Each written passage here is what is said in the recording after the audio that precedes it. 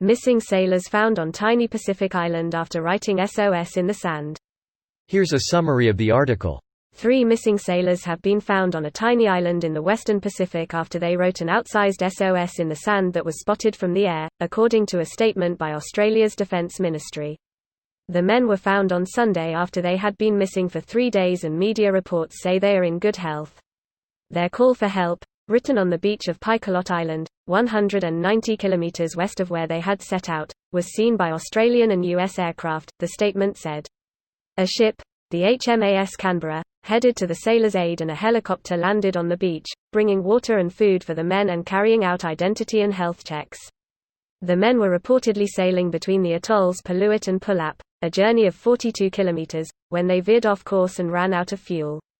Picolot Island, which is only 450 meters long, is part of the Caroline Islands, a scattered archipelago in the western Pacific. A Micronesian patrol vessel, FSS Independence, is heading to the island to pick up the men.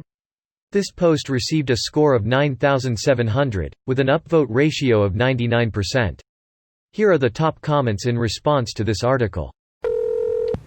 Some good news for once. That's it, things are finally turning around. And they had Pacific Island plague, which will now ravage the earth. They were the only ones pushing the button, now who's doing it?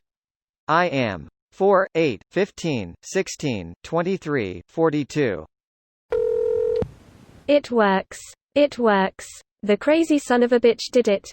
Fortunately none of them was named Gilligan. It was only meant to be a 3-hour tour.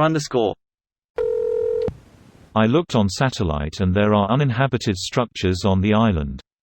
Imagine how pumped they were to see them, then how depressed they were when they found them deserted. In those survival situations, finding a way to protect yourself from conditions is equally as important as finding food, water. Having a pre-built structure could well and truly have been a lifesaver had they not been spotted in just 3 days. Someone should tell them, they might want to stay another 6 months and then come back to society.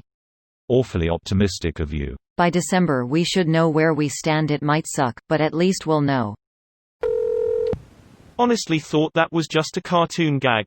It sorta is, but if you're stuck on a tiny island with no way to communicate to the outside world, it's much better than standing around waving and shouting.